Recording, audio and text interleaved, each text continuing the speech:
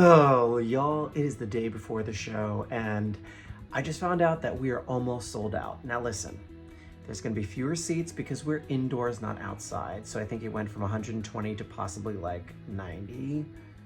Doesn't matter. Long story short is it looks like we're going to be at capacity, which is going to be nice. In case you didn't know, I'm performing in Palm Springs this weekend, Saturday specifically, March the 4th at Oscars at 7 p.m. And my goal is to film parts of the show. I'm gonna hopefully leave my camera with friends because I realize I can't be on stage and also filming myself at the same time. And I'm hoping they have good seating. I'm bringing my tripod, everything, my iPhone, just gonna film with everything I can and be able to show you guys, but also to be able to sell it. So here's the thing, when you tour with cabaret shows, if you have a relationship with the venue, they're like, yeah, come to your show. If you don't, they're like, we kind of need to see it. And then for that, it's really tricky because I don't have any good footage of a full-length show. Aha. But this time, I think I will. So I'm getting really excited because, you know, it's been a struggle getting work, but I have just continued to bring more and more people onto my very now large team. To go over it, in case you're wondering, I know everyone's like, you have an agent and manager? I'm like, yes. They do scripted pretty much exclusively. So for the scripted stuff, I'm covered. But what y'all probably didn't know is I have now a public speaking agent. That's all they do is public speaking gigs. They booked me one in Florida. I brought on a booker for branding, you know, like endorsement deals and public appearances. So Pride festivals, believe it or not, I've never had anyone working with me in that way. And that's all they do, like personal appearances and connecting me to brands to do sponsorship deals. And today, all right, I've got feelings about this next one. He suggested that I link up with, bring this person on the team. Hold on, I gotta shut this off. Be right back. Okay, that's gonna take a little while for it to settle down, so we'll just talk over it. Basically, I brought on someone who solely books talent for conventions. I have this like fear ever since I started Queer Eye that I would end up in some sad booth with a stack of headshots, you know, next to someone from like, I don't know, Three's Company, or like not even that popular of a show, just sitting there with a little Queer Eye sign behind me being like, remember him? Want a picture? It's $20 a pop, kid. Like I'm really, we're there though. I'm there in my career where I've been in business a long time, and I should not discredit the people who love to go to conventions and they want to meet people like me. I just have a hard time thinking that I have to do it. But if I redirect that and I'm like, well, I want to do it. I kind of want to meet people from all over who happen to be Queer Eye fans. And, you know, I don't know what convention I would be eligible for. Early 2000s, BravoCon. There are places where people would pay money, shocking, to basically get a signed picture from me. And here's how it works. Were you ever curious? I can tell you, because now I'm informed, and it's wild. So you get basically a guarantee. Let's just use a round number. Let's say that this booker guarantees you $5,000. Your job all day is to sell all of your pictures. You know, you sign them, someone buys them, that's it. And if you don't sell up to your guarantee, it doesn't matter. That's right, that money gets absorbed. However, if you sell more than $5,000, you pocket the rest. So you get a guarantee, they make 10%, so if they pay you $5,000, they make $500, you walk away with $4,500 no matter what. However, if you sell more pictures than your guarantee, you pocket that.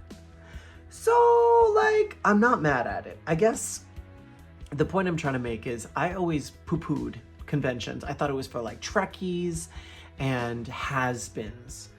And being in the situation I'm in now, I'm like, listen, I work, I get to do shows. I'll probably likely be on season 2 of Uncoupled, fingers crossed.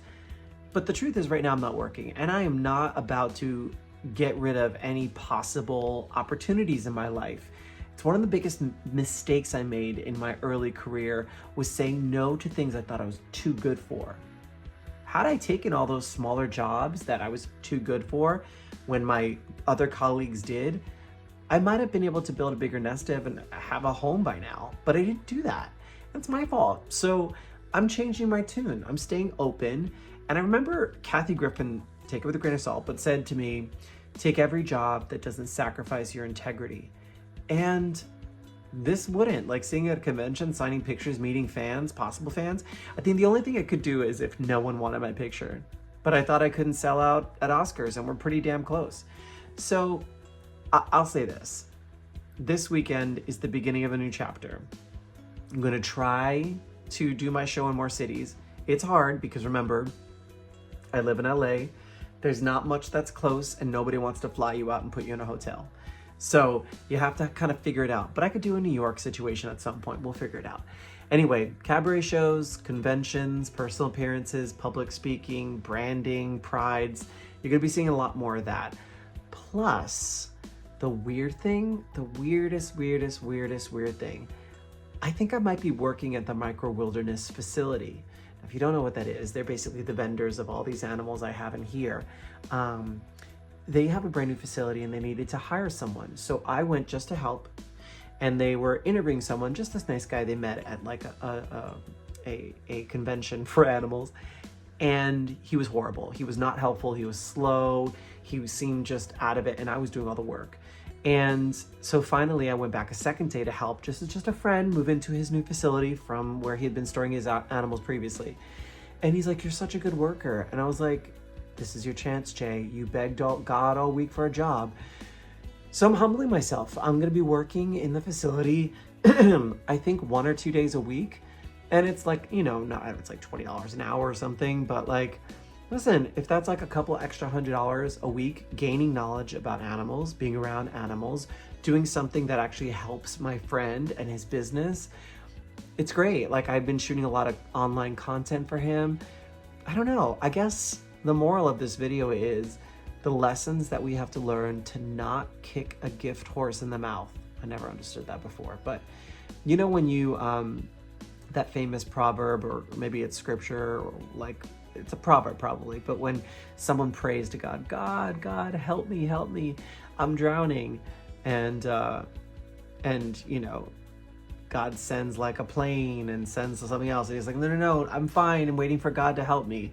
And then he dies, then he goes to heaven, and God's like, and then he's like, God, you didn't save me. He's like, you idiot. I sent the plane. I sent the other thing. He's like, so we have to be, the moral of the story is God, universe, whatever, like whatever you are asking for, maybe it's going to come in a way you didn't expect. I don't know. I'm feeling kind of open to that though. And another thing I wanted to do, I used to do these like paid video conversations, and they were really fun when I knew people, but sometimes I didn't know the people that were buying time.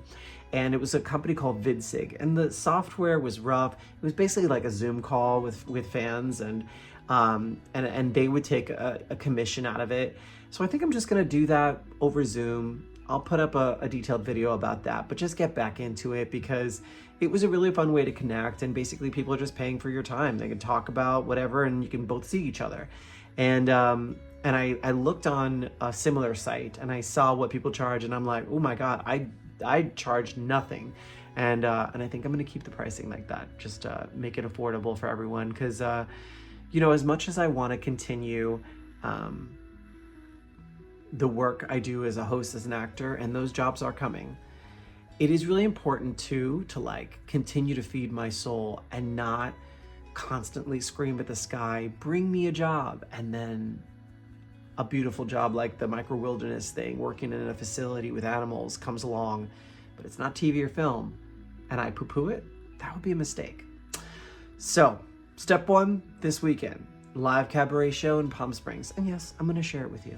And the behind the scenes, because I'm sure it's gonna be chaotic and wild. But most importantly, I hope if you're watching this video that you look for the little signs and messages of the things that you should do that are maybe gonna package themselves in a way that don't appear like a blessing. Apparently blessings wear disguises. Anyway, get your blessings where you can. I love you. Thanks so much for watching this quick little video.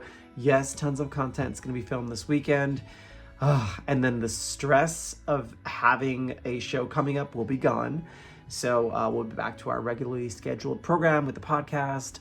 all the animal stuff, which I have to, so much footage, and of course, some of my sexier stuff.